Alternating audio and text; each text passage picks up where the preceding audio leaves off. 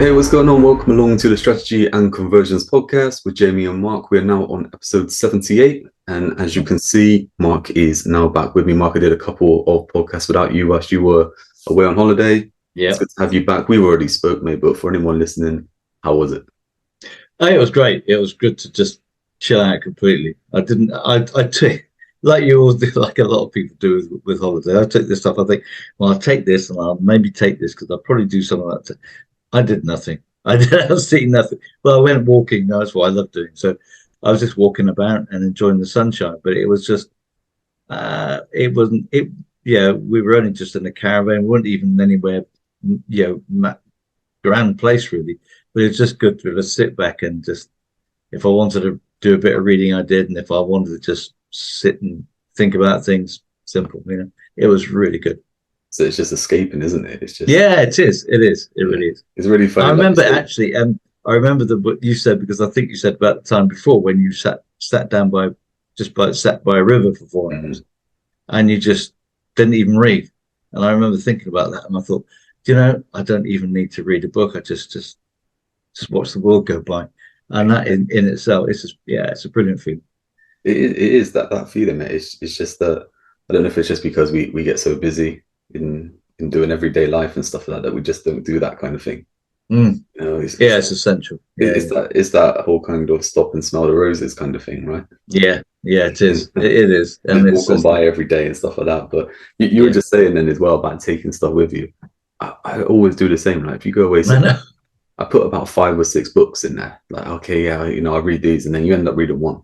Yeah, exactly. Yeah, that's right. Know, it's good to have you back, then, mate. Obviously, Yeah, thanks. did a couple of podcasts with you, and as always, mate, we've spoken, since you've been back and stuff like that. We've spoken for an hour before the podcast as normal and stuff like that. And we were just talking about the episode that I did the other week, and just talk about how we met and moving on to the stuff that we do, and just talking about that whole kind of thing of the compound effect. Things happen for a reason, actually being intentional and following up and doing different things.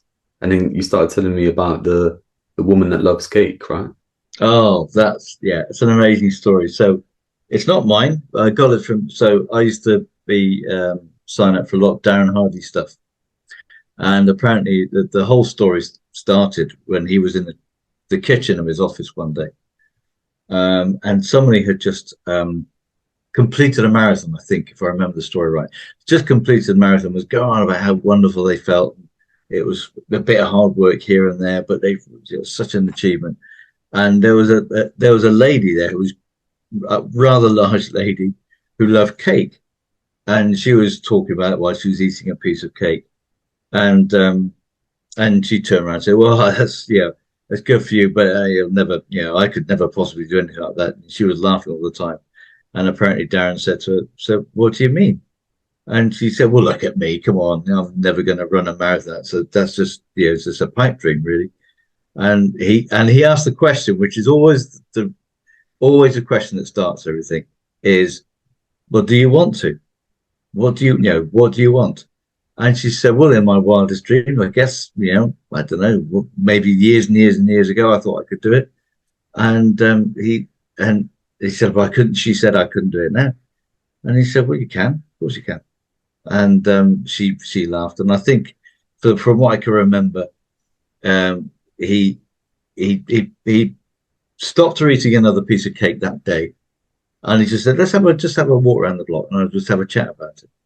And so I don't know where they were. I don't think it was New York. I'm not sure, but anyway, so they walked around the block, and a talking conversation was just general conversation about what was going on in their life, really. I think more than anything else, but she didn't realize that was him getting to her to walk around the block. Just get off and walk. And that was it for that week. And then the following week, he came in one day deliberately, and she was just about to eat a piece of cake because she loved it. He said, "Let's go for a walk." So she didn't eat that piece of cake that day. She went for a walk, and he said, "We'll go for a walk around the block again." And he said, "You ought to try doing this on your own." And I think he's just got this idea instilled in her head that once a week, she didn't ate that piece of cake that day, and she went for a walk around the block. Well, I don't know how far that was, but that was the next point. Was the following week he said, "Well, how long do you think it take to walk around the block?" And I can't remember what it was. And he said, "Well, let's try and do it in maybe a minute less, and to see if you can shave a little bit of time off it." And so she was getting, I think she was just getting a bit, well, okay, he's asked me to do it. He's my boss, so let's see. So she walked around, and apparently she shaved. She worked and timed herself, and then the following week she walked around again, and I think shaved a minute off the timer. And then again, he was talking about, okay, let's do it 2 times a week. Now, don't eat a piece of cake on a particular day, and instead of eating that cake, try and do that. Walk around that block, maybe at the same time, or even less. But let's do it on a Tuesday and a Thursday or something. I don't know, whatever it was, And anyway, to cut a long story short, he got her walking around the block, and it always, and this is where I got my whole measurement, my mindset about measurement. He measures everything. So he said, right, okay, you're now going to keep a walking journal, and all you've got to put in your journal is the day I walked, where I walked, how far it was, and I think the block was about, I don't know, going around the blocks was kind of like 400. Well, I guess it's probably about 400-500 yards as they still call it. So nothing huge. How long it was, and the time I took. That's all you got to do. And then it was from going from one a week to 2 a week to eventually 5 a week, going around the same route. And then it was I think it was one of the days of the week we went around 2 blocks instead of 1 block. And all this time, of course, she's going out walking, so she's not eating cake. So it's kind of like a double-edged sword, And then she kept her journal, and he was talking to her, coaching her through, because that's what he's a coach anyway. I remember, and apparently he told her after about 3 months, said, "I'd go back through your journal on the first page." So he goes back to the first page, and she saw the time she took and where she walked, and then she looked at what she was doing now, and she was walking, I think, 4 blocks, almost in the same amount of time, and not eating cake. And that was kind of a minor thing because she wasn't recording that, but she realized that she wasn't eating any cake. And apparently a year, and in this regime, he then got her jogging, and she hadn't jogged for 30 years, but he got her jogging. I think it's like jog 20 paces and then walk the rest. And then it was jog 40 paces and walk the rest. And then it was jogging the whole thing. And eventually he's quite a fit guy anyway. And I think that occasionally they would do it in an evening. He'd go out with her. They were just jogging around the park or something, and a distance that she had never ever travelled before. Like I guess that was equivalent to us walking 10 or running 10 blocks. But apparently, he carried on, and it's just that, as you said about the compound effect. She kept the journal all the time through, and apparently a year later she ran a marathon. And she completed a marathon, not in brilliant time, but it didn't matter. She completed a marathon. And now, from what I gather, and I don't know whether this is just kind of the icing on the cake sort of thing, but now she runs marathons regularly, and she's become a marathon runner, and always runs mid times, maybe high to mid times. Never a sort of a marathon beater, but everyone she just gets motivated to do a little bit better. And like you said, it's the compound effect. And it all started from her jokingly saying, with this ridiculous amount of weight, I've got no way I can do this. And so that's had all kind of benefits for, obviously had all kind of benefits, even as she was going through it with, so much less strain on the heart and arteries and all the rest of it. And losing weight, of course, that's part of the bargain, isn't it? So, yeah. It is just fascinating, isn't it? When you break that down, there's so many stories within there. Yeah, absolutely. Yeah. And it's just like when you're talking then, I started jotting a few things down as well. And it all started with that big question though, isn't it? Is well, do you want to? Do you want? Yeah, that's the thing, you see. It's and I think that's if you read that in so many books, the critical question is is have they got the will? That's the kind of the, even if they don't have the will. So for example, if he said to her, right, we're going to get you running a marathon next year, she would have just laughed in his face and not done anything. But the point is, again, it comes back to the whole coaching thing that to me was, which is really important. She wouldn't have done it on her own. She did start doing it on her own later on, but he took her out without her even realizing what he was doing. She had no idea in his head. He'd already planned it and right, okay, this is how it's going to work. He said, let's just go for a chat. And so there was no pressure, because I think she made the point that once she understood that she was starting to think about this kind of training, there was no, and the marathon apparently didn't come into it until much, much later on. But it was all about losing weight and eating less cake and that kind of stuff. And it wasn't until she realized that, okay, I am, that he's leading me around here for a reason, that she started doing it on her own. So up until then, he'd been walking around with it.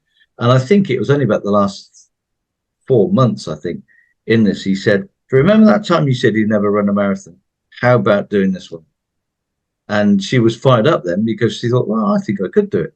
Whereas, day one, there was no chance. So that's the thing, isn't it? Like there's no chance. And I think, I think that there's two sides to this also. Like, how many times is it when we've had conversations with people where they say something and they say, oh, I can't do that.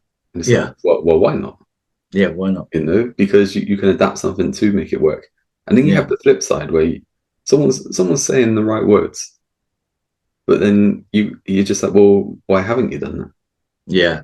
And it's like, do you actually want it? And we've said about that before, haven't we? I used to say it as that they have to want it. Yeah. And then we did the kind of episode, didn't we, where you hit it on the head and it's like, are you intentional? Yeah. Because it's having those intentions to actually do it. That's the real thing. Because if you do want it and you have those intentions to do it, you will make it happen. And I think that from in this situation though, like you said, I guess that's the kind of thing of the good coach. And I guess in one way, we do something similar well, I guess if you look at momentum building and the training we do and stuff like that, is that we start educating people on doing something, and they may think there's no point to it. They may think, well, I'm not trying to do that. I'm trying to do this over here, and it's like, but we're putting that in place so that the stuff over here works when you get to it. Yeah. Rather than trying to make something work that isn't going to work, or it could work short term and not really happen and stuff like that. And I think over the years, the amount of times that not so much kind of butted heads, but had kind of conversations where it's like, look, you have to trust in the process. Yeah. I think that's, and sometimes that is kind of a leap of faith for people to start with. But you just brought me down a conversation I had yesterday with somebody who had got back in touch with me. So I do, as you know, I do debt coaching as part of my thing as well. Coaching people out of where they got into horrendous debt problems and getting them back onto a kind of not straight and narrow, sounds a bit horrible, but getting to a state where they're living within their means. Because basically all debt, and I've been through that. I'm not trying to be a highly righteous person, but I've been there. All debt comes from living beyond your means. That's really how it comes about. And I remember having a conversation with this lady. It must have been about 3 months ago. She was in huge amounts of debt. And she was keeping her head just above water. And it's this kind of thing, isn't it? I was in the same boat. It happened to me back just a few months before I went bankrupt. You don't face up to the fact that you're in massive debt. And she wasn't facing up to the fact of massive debt. And the question was, she was in the student. And I was talking to her, and I think it was, do you want any help to get out of debt? No, I can manage. I'm managing it. Okay, I've got this going on, I've got that going on, and I'm paying this off with that, and I'm paying this off with that. And you think, yeah, I've been there, and I know that'll crash. But that's not for me to say. I'm not judging. So he said, okay, right, okay, well, if you ever need any help, just give me a call. And I got a call yesterday. I really don't know what to do anymore. I'm at the end. I can't handle it anymore. And it's because managing her debt was like it used to be with me. Managing her debt was robbing Peter to pay Paul, as you say in the UK, and so you incur extra interest by taking money out of here to pay that, but all you're doing is paying the interest on that. You're not actually doing anything. So all of a sudden, all you've got higher debt, and it just keeps round the spiral. People think they can manage it that way, as I did, and it gets to the stage when you just suddenly realise that one day you wake up and say, "I can't do this anymore. I got it. Yeah, it's just I cannot survive." And I remember back in the day when it happened to me, I realised one day that I had to make, and this is I'm going to talk about 20 odd years ago. I had to make £4,000 a month to keep even. And I woke up one day and I thought, this is just ridiculous. And it was that realization. You have to come to that yourself. I think, well, somebody can ask you, but so often people are stubborn. And as I was, people ask me about, do you need some help with that? No, I've got it all sorted. I've got all these pots, I can manage this. And yeah, you don't. And then it's that realization that one day you wake up and you just suddenly you you suddenly have that kind of squeaky bum syndrome. You say, hang on a minute, I can't do this anymore. And that's how so she phoned me up, and she wasn't quite in tears, but I think she had been. And so I just don't know what to do. And I said, okay, that's right. You've let this go on, which is unfortunate, but let's see what we can do. So I'm starting to working with her and find out the solution to try and get her out of paying off all these debts, which could mean that she has to declare bankruptcy. I don't know. It could mean that, or it could mean that there's obviously different avenues we could explore. But then it's to set a budget and say, right, this is your budget now. This is what you earn, and this is what you can spend, and still have a little bit left over, so that you can manage the next month, and as opposed to just blowing it all within the first week and then living on credit. I just thinking then maybe you're saying like 20 odd years ago, like £4,000 a month was. Oh, it's ridiculous. I mean, it was stunningly stupid. Yeah. What does that work out today? Like 10K? Yeah, probably. Yeah.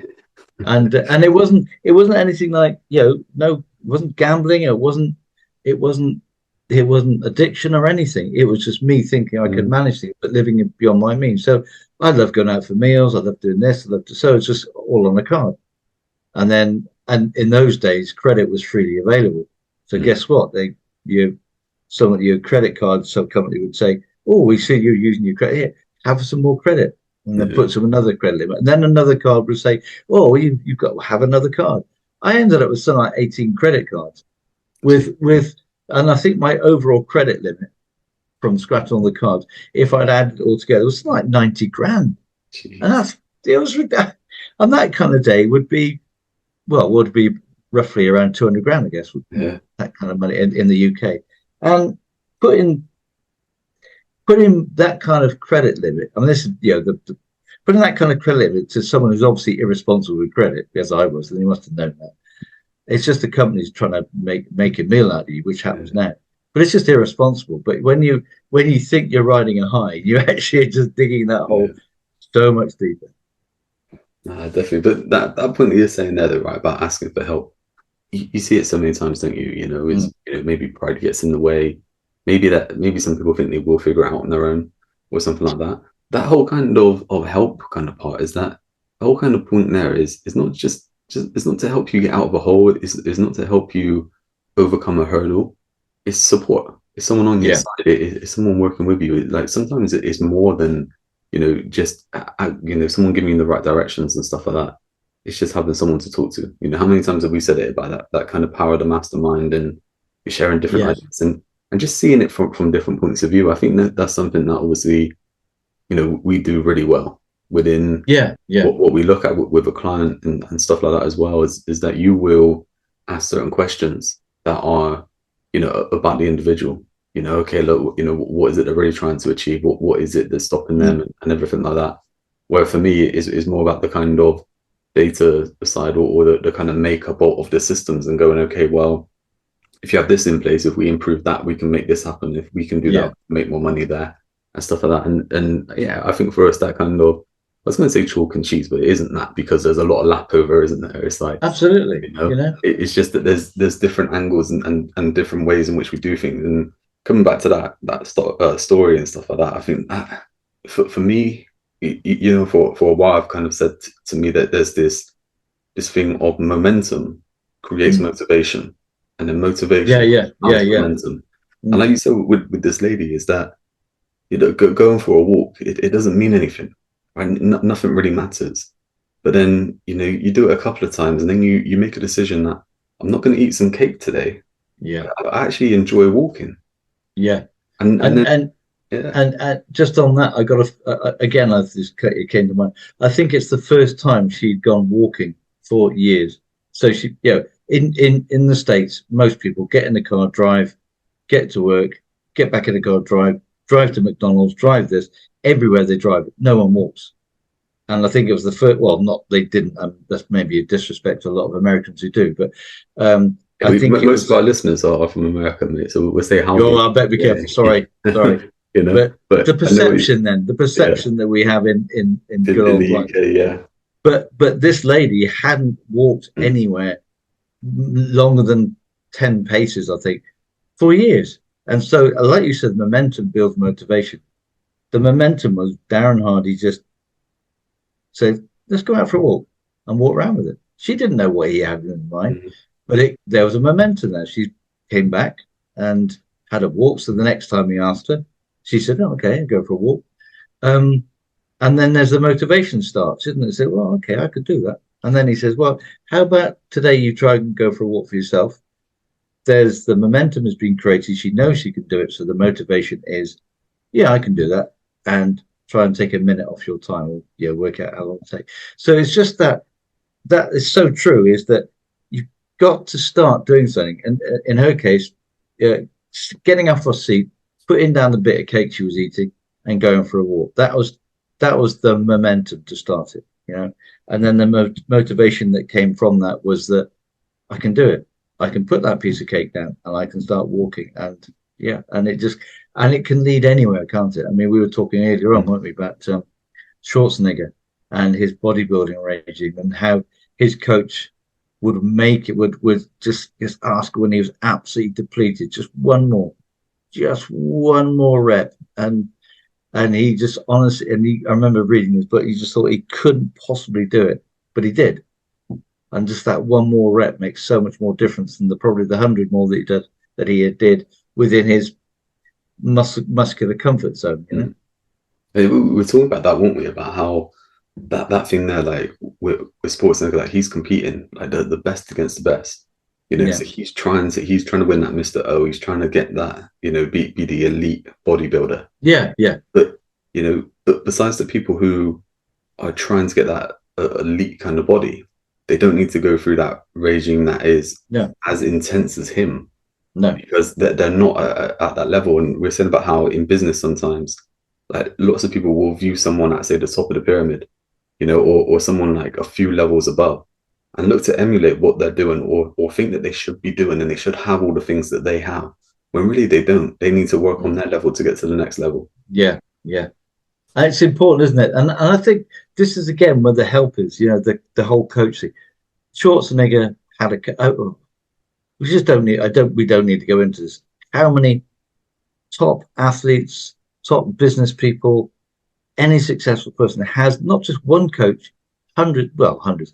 They have loads of different coaches.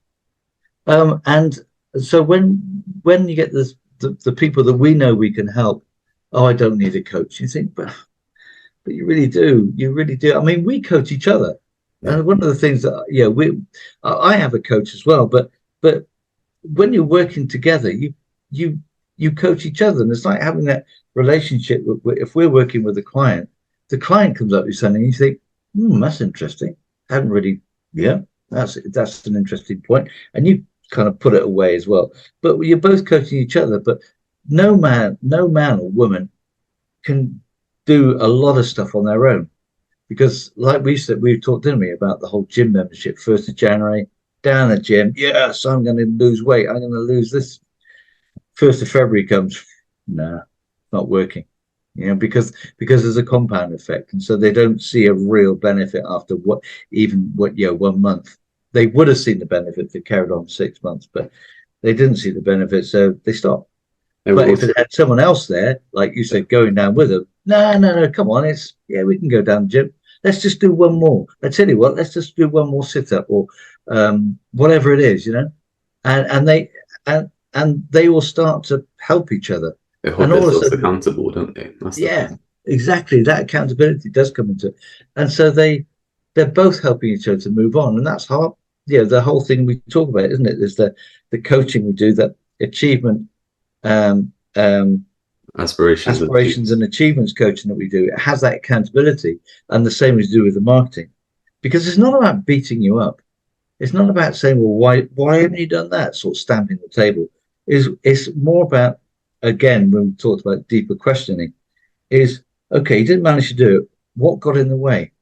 And then you start to dig deeper into what's going on in their life, and you might uncover things that they found, that you realize that goal for that is unrealistic for them at the moment, because this is always going to get in the way, and so you have to change their thinking in a different way. And that's where I find a lot of coaches don't dig deep enough.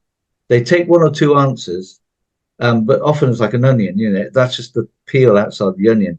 But if you really want to get down into the onion, you need to ask and ask until you suddenly think, ding, right, okay. This is the big thing, then. Again, like I said, where I think we work really well together, and how we assist our kind of clients and members and stuff like that. And this isn't just to big ourselves up or to turn into a sales pitch or anything like that. But you can join Momentum Builder, you can get our help and everything like that. We'll put a link below to check that out. But what you were saying just there is that we play both sides, where you will ask the questions to find the right answer, right? To find the answer that is truthfully going on. It gives us something to work on. From those answers and from the targets and the goals and stuff like that, we can map out the steps. We can help them. Okay, this is the next step to help you get there and stuff like that. Where what you do get in the industry quite a lot is, in the coaching industry, you will just get the surface level, like you're saying, is that they might just ask the question, why did this happen? Well, and that's about it. It's about, well, why did you think it happened? And whatever your answer is, the next question will come on, rather than going, is that true? Let's just go over that. Let's explore that, and go through that a bit more. And then I see it from my side also, is that where you get a lot of people, someone says, I'm trying to get more customers. All of a sudden it's like, right, okay, we need to put a marketing strategy in place to lead generation, we need SEO, we need ads, we need all this kind of stuff. When really it's like, well, let's look at what we're trying to achieve first. What is actually doable within the operational side that you have? What's missing? What needs to be put in? What is actually going to help you get towards your goal? Because we might not need to go all in and stuff like that if you're just looking to stay at the level that you're at with yourself or a few members of staff or something like that. You don't need to go to a point where you're doing 100 leads a month and stuff like that, because 20 are fine. Yeah, exactly. And it comes out that question, doesn't it, at the very beginning? What do you want? We talk to people. We often talk to people because money is quite a not motivator is the wrong word, but it's an easy measurable thing. So if you say to them, okay, how much money do you want to make a month? And that's not because money is the be all and end all. It's not like you got to be working for money, but it's just that easy measurement tool. What do you? And they say, well, they give you a figure, and you say, okay, is that enough? Is that really enough? Or if there was a little bit extra to that, would that make you feel more comfortable? So we get to an answer and say, right, how can we make that happen? And that is unique to that person and that business. It's never the same for every business. So we don't go and say, okay, you've got to be making 50 grand this year, and then we're going to go on to 150 grand next year, because people look at you and say, don't want that. And some people may be looking at 100 million. Right? Yeah, exactly. But that thing that you said there, I wrote something the other day. I can't think where it was. I was putting this maybe on the website somewhere, and I talked about looking at a theme for the year. And I was saying, as we're approaching like the halfway of the year, you can put a theme for the next half of the year if you haven't done so already. Yeah. And I said then that the main kind of thing that comes up first of all with people is when you say, right, okay, something to focus on for the next 3 months, next year, whatever it is, what's the word? And it's money, right? Actually, when you go, let's break it down. Why is that? Oh, okay, Why is that? Yeah. it's so this. Okay, why is that? Okay, it's so that. And when you actually break it down, what they're saying is that they actually want more freedom. They want more time, because if they've made more money, they can employ more people and stuff like that. And then maybe they could take a step back and not work as many hours, right? But really, when you actually look at that, it's not a case of going, right, okay, you need to expand to make more money, to have more expense, to be able to take a step Yeah. back. How can you make the same money as you do now, but drop a day a week? Mm. Yeah. Yeah. You know, That's and right. that becomes more manageable than going, right, okay, we need to add another 200K onto the business to grow so I could take a step back. It's more a point of going, okay, how do we charge a little bit more when doing what Yeah. we're doing, that we only need to deal with 15 clients and not 20? Yeah, absolutely. And and for some, there are some people who we both come across them. I know some people who are just love being busy, but when you when you really talk to them and find out more about it, is they don't love being busy. Often, what happens is they have nothing else in their life, and I've come across that with one person in particular. They cannot stand still. They're always busy, always on the go, always trying to do things. And he said, and you ask them, why, what is it that what is it that makes you always compelled to always be on the go? Um, and I love being busy. I love the pressure, and I don't know about it, all this kind of stuff goes on. And then you say, well, does your family? Yeah, how does your family feel about that? And then, oh well, they put up with me, and they're quite happy. They know my mum's always busy, da da da, or whatever, or husband's really busy up there. And you say, but so if you so how's your so how are your family doing? What do they do? Do you know how your sons and daughters are getting on at school or whatever? How do you know this? No, no, I haven't got time, so I'm really busy. So okay, would you like to? And then all of a sudden you start to peel back and realize they're being busy because sometimes they don't want to have, or they not say they don't want to have. It's almost like they don't believe they have anything to help their families with when it comes to communication. Or another one I met who hasn't got time for any hobbies.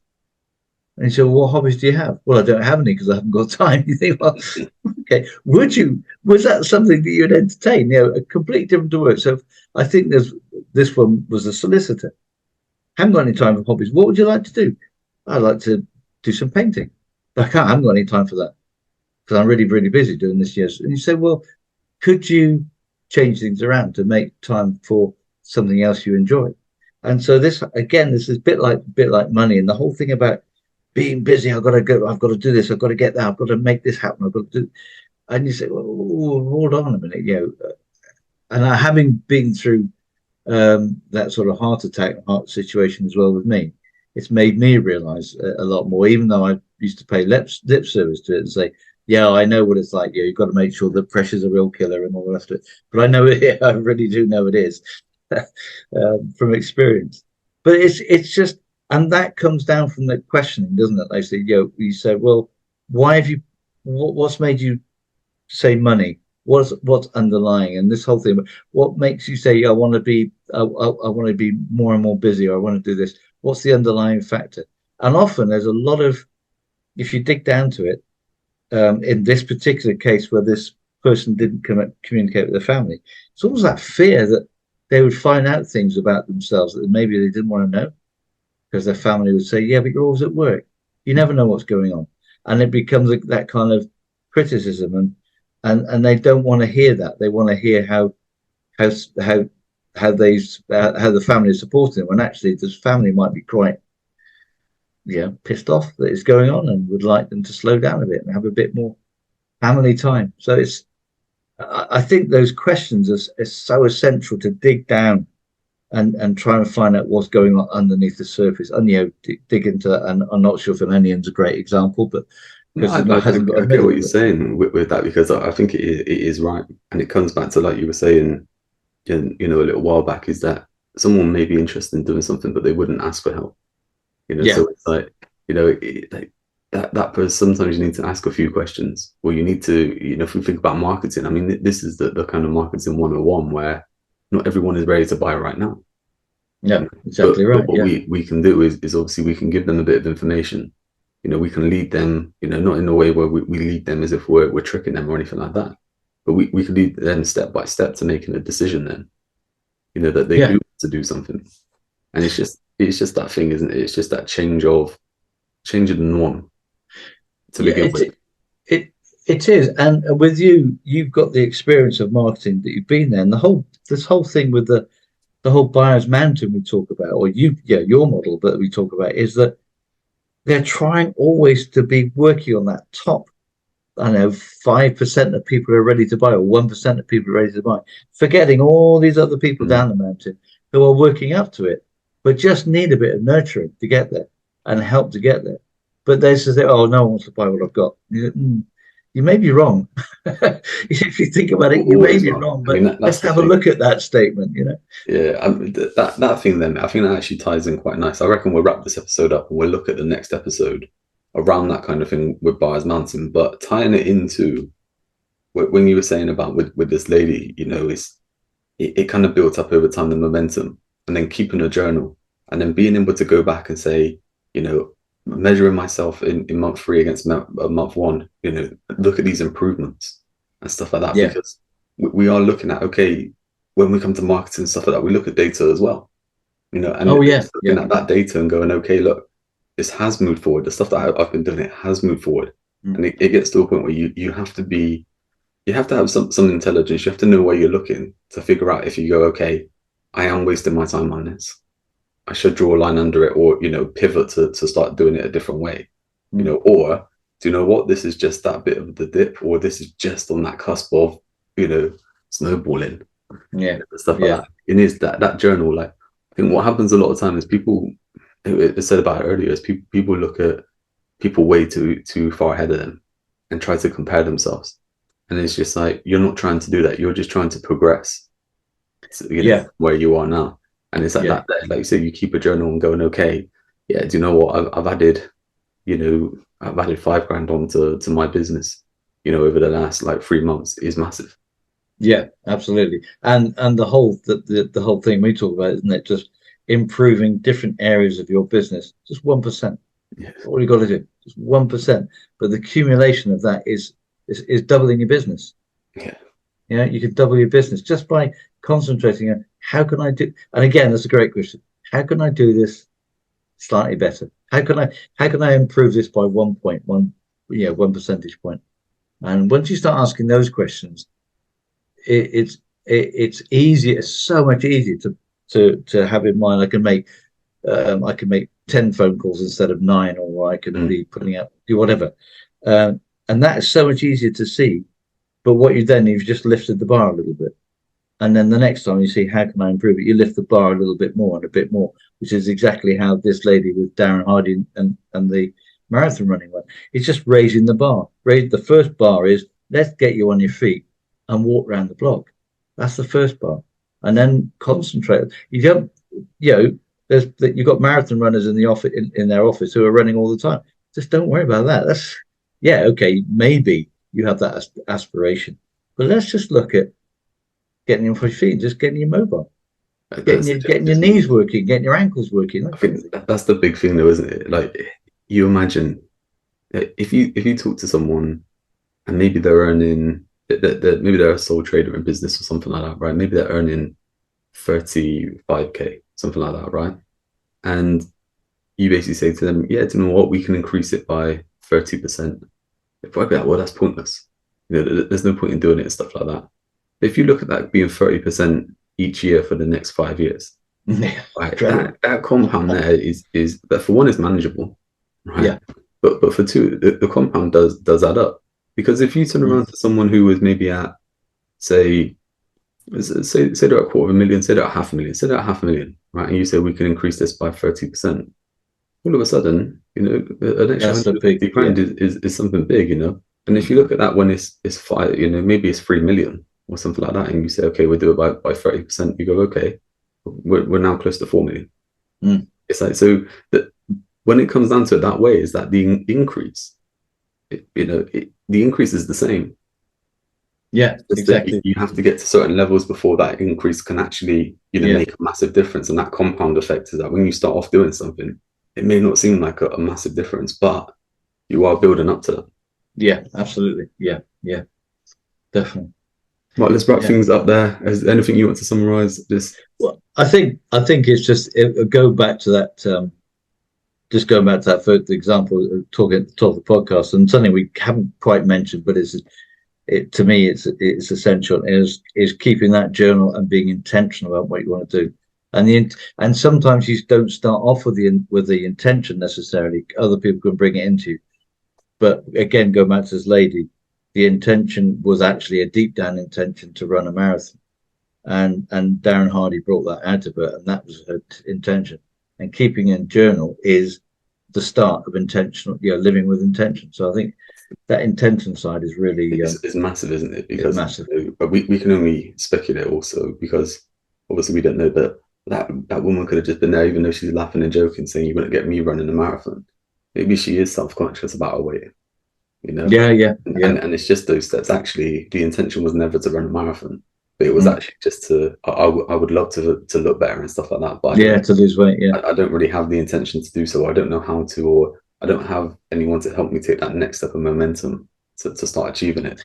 So I'm going to deflect it, and I'm not going to ask for help. Yeah. I think that's the asking for help, isn't it? Let's get into the next episode. Then we'll talk about journaling, and we'll talk about different steps within marketing and stuff like that. But Mark, it's good to have you back, as always. A pleasure, and we shall catch you next time. Yeah, thanks for watching, everyone.